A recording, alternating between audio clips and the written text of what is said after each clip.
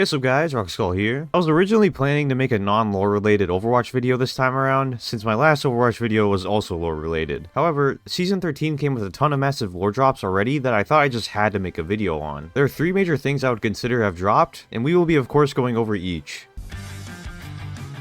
Beginning with all the teasers for the next new tank hero, the first thing we got was in the Season 13 trailer, where this clip played.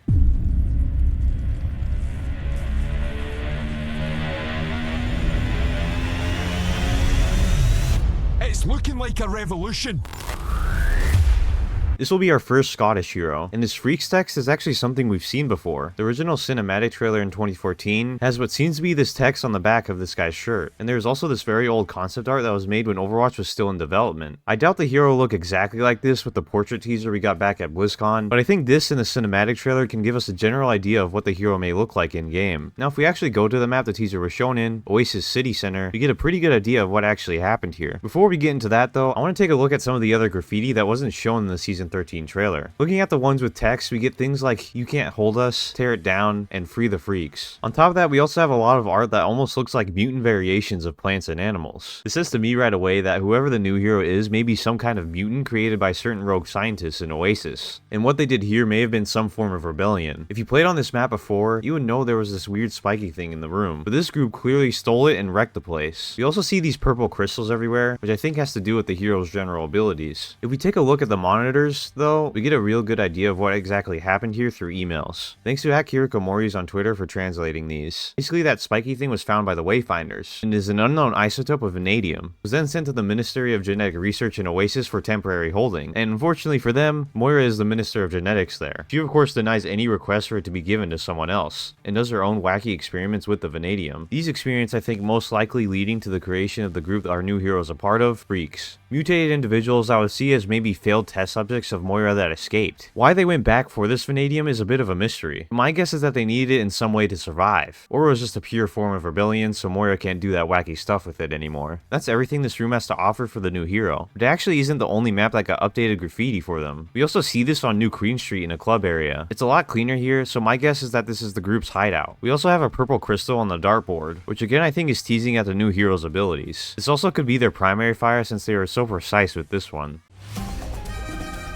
Next we got a fairly short section of some map lore updates we got on top of the new hero teasers. First, in the Circuit Royale attacker spawn, there's this blank tablet on the table that if you walk up to it with Sombra, it hacks and shows you messages between 2 people. Basically, it has this person labeled M asking what is most likely Sombra if they could hunt someone down for them. She accepts and assures M that she will keep it discreet. As I said, I'm fairly certain the blue text is Sombra due to needing her to open this message and such. But M I could see being 2 people. First idea I thought of is Moira possibly wanting Sombra to hunt down whoever the new hero is, as they just stole her precious vanadium. I think the more likely candidate here though is Maximilian. He's a character we honestly haven't heard much about since the Storm Rising Archives mission in 2019, but especially with the recent short story, which we'll get to in the next section, I find him to be the more likely candidate here. There's also this text that says, "I like you already, stay in touch," which to me says these 2 characters don't interact often, if at all. And the fact that this is in Monte Carlo where Maximilian's whole empire resides is proof enough to me. Now who Maximilian possibly wants Sombra to hunt down I have some ideas on, which we'll get to in the next section, but to me this could also be teasing the hero after the Freaks tank that we actually have nothing on currently. Next we got Havana, and on this map you could probably tell everything is being taken over by Talent. Their logo is everywhere, and weapons used by their troopers are all over the place. We actually get more info from a monitor inside the facility that pretty much says the place got bought out by Talent. Since Maximilian was in this place before, and with our recent short story, I suspect this was bought out by him specifically. The only reason I can think of why he may have bought it is because he often seeks power and control. The more places he buys out or makes deals with, the more control of the area he gains. Locals seem to not be too happy about it though, with these signs on the street here saying things like local not global and improve the quality. The biggest thing here to me, however, is actually the big banner that got added. It says that there will be some kind of community meeting at the town hall on August 5th. Since it is currently October as of recording, this is pretty dang far out, but my only possible guess is that this is teasing a new hero that releases around that time. Although it feels a little odd that they would tease a hero like this when it's that far out. You can let me know in the comments what you think this date means.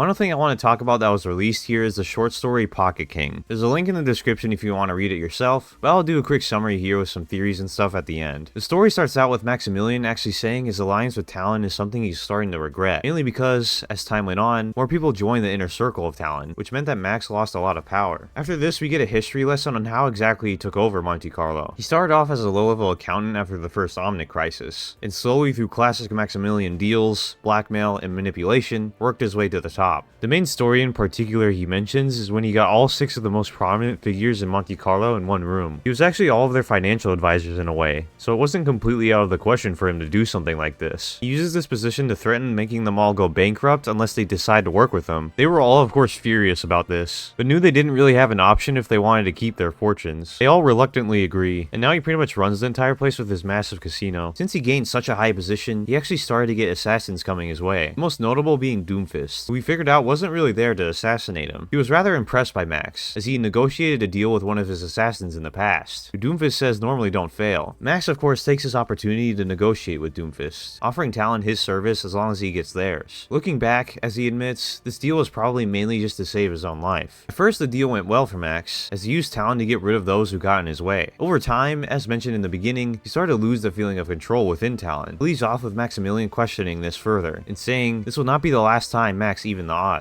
With the summary out of the way, we can get into my thoughts / theories about everything that just happened here. The main thing we can gather from this is that Maximilian definitely intends to leave Talon in some form, as his main goal seems to always be control, which he is currently losing. It is pretty uncertain where exactly he will go next, as we know from Baptiste lore, leaving Talon puts a big target on your head. Going back to the interaction on the tablet he most likely had with Sombra, I could see this now being some member of Talon he may want to assassinate. I think this because it might honestly be his only way out, or maybe a chance to gain a higher position within the company to gain control again himself. Now the reason why he would ask Sombra, as I've said in videos before, she's a character who just wants information and will go on any side to do so. Portraying Talon here, in this way, is definitely not something I'd consider out of the ordinary. I should also say here before we get into the next section that I don't see Maximilian being a hero himself, as he has never been shown to do anything combat related in the stories he's featured in. He's a businessman, so I think rather this short story and map teasers may just be leading to somebody who is connected to him. This could be anybody with all we know right now, but I'm guessing we will get a lot more details around season 15.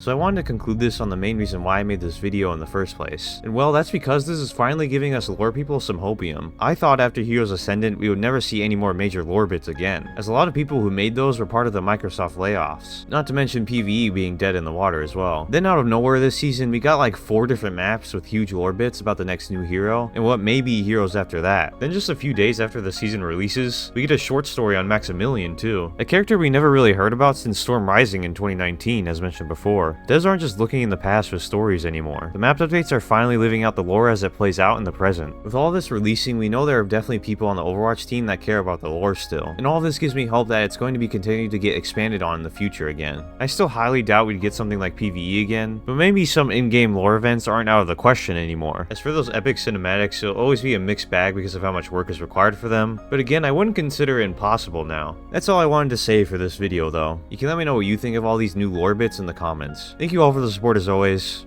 and I'll see you all in the next one. Peace. Rock skull, all I want to do is stream all night. Lobby full, rock skull.